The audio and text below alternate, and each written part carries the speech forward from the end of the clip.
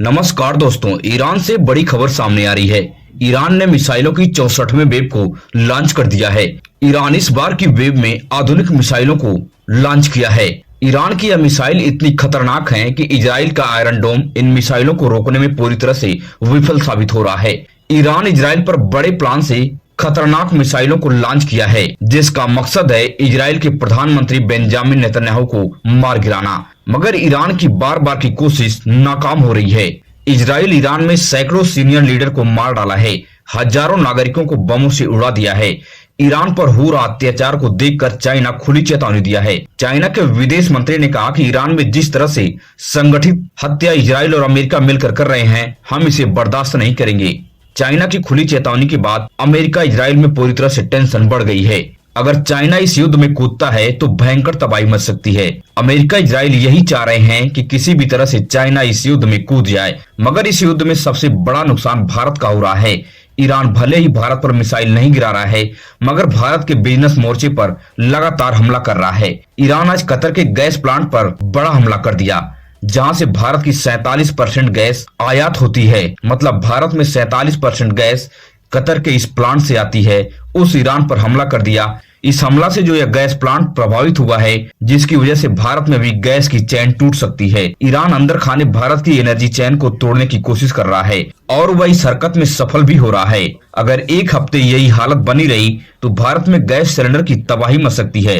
State of Hormuz पर भारत की अभी भी 22 जहाजें फंसी हुई हैं। 2 हफ्ते से ज्यादा हो गए युद्ध को चलते हुए।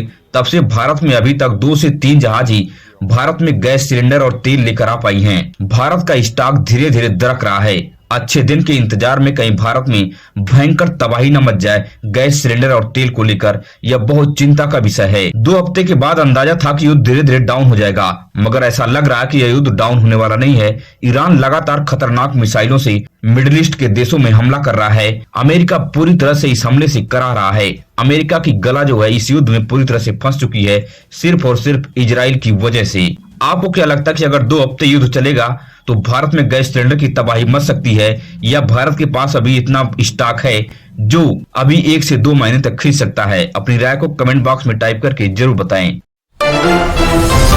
वहीं पर अब बड़ी खबर सामने आ रही है। यूजीसी को लेकर सवर्ण समाज लगातार सड़कों पर संघर्ष कर रहा है। यूजीसी जैसे खतरनाक काले कानून को वापस करने के लिए सवर्ण समाज सुप्रीम कोर्ट से लेकर सड़क तक संघर्ष कर रहा है। मगर एनडीए गठबंधन के केंद्रीय मंत्री जीतन राम मांझी ने बड़ा बयान दे दिया है। जीतन राम मांझी के इस बयान के बाद सवर्ण समाज पूरी तरह से भड़क गया है। जीतन राम मांझी का कहना है कि यूजीसी कानून किसी भी कीमत पर लागू होकर रहेगा। होना चाहिए, ये जनमानस की चिंता है। सुनवाई हो रही है तो आशा है कि न्यायाधीश लोग न्याय करेंगे।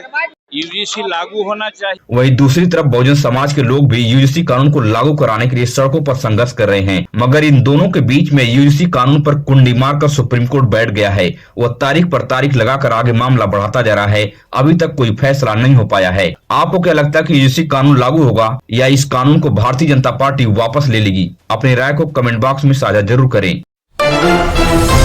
वहीं पर अब सबसे बड़ी खबर सामने उत्तर प्रदेश से आ रही है। शंकराचार्य अविमुक्तेश्वरानंद ने योगी आदित्यनाथ पर सीधा हमला बोला है। शंकराचार्य ने कहा कि सरकार के लिए गंगा अब मैया नहीं है, बल्कि कमाई का संसाधन बन गई है। सरकार गंगा जी में क्रूज नाव चला रही है और उसमें छुपने की पूरी तरह से जगह बना दी है, जिसके पीछे छुपकर दुराचारी नाव में दुराचरण करते हुए नजर आते हैं। सरकार हिंदू संस्कृति को बिजनेस में बदल दिया है। गंगा के किनारे बड़े पैमाने पर होटल खड़े कर दिए गए हैं, उसमें रुकने की व्यवस्था है।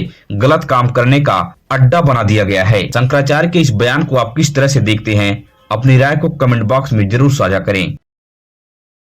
गंगा जी में होटल बना करके, कमरे बना करके नाव चलाना सही है क्या? उसमें लोगों को रह करके अपवित्रता करने देने की छूट देनी चाहिए? जब आपने कमाई का साधन बना दिया, गंगा को माई नहीं रही, अब आपकी कमाई हो गई, तो फिर कमाई में तो बहुत कुछ आता है। कमाई का दृष्टिकोण जैसे ही आप ला देते हैं, वैसे ही ये सब कुछ शुरू हो जाता है। क्योंकि पहले यहाँ के जो नाविक थे वो नाव में कोई ऐसी व्यवस्था नहीं रखते थे। खुली नाव रहती थी, आप आइए, बैठिए, पार उतर जाइए, उसके बाद जो कुछ करना हो करिए। अब नाव में आपने आड़ बना दी, अब नाव में कोई भी कुछ भी करेगा। आपने व्यवस्था बना दी, आप पैसा कमाई का माहौल बना दे रहे हैं। तो नाव वाले भी सोचते हैं कि भाई चाहे मांस खाओ चाहे कुछ खाओ, आओ हमारी नाव आपके लिए उपलब्ध है, पैसा भर दे दो। तो ये जो माई को कमाई का साधन विगत कई वर्षों से बनाने की कोशिश की जा रही है, उसका ही ये दुष्परिणाम है। अगर आप भी देश और दुनिया से बड़ी खबरें देखने में दिलचस्पी रखते हैं तो हमारे इस चैनल को सब्सक्राइब कीजिए, वीडियो अपने दोस्तों और रिश्तेदारों तक शेयर कीजिए। मिलेंगे इस तरह से नई वीडियो में नई सूचना के साथ। धन्यवाद।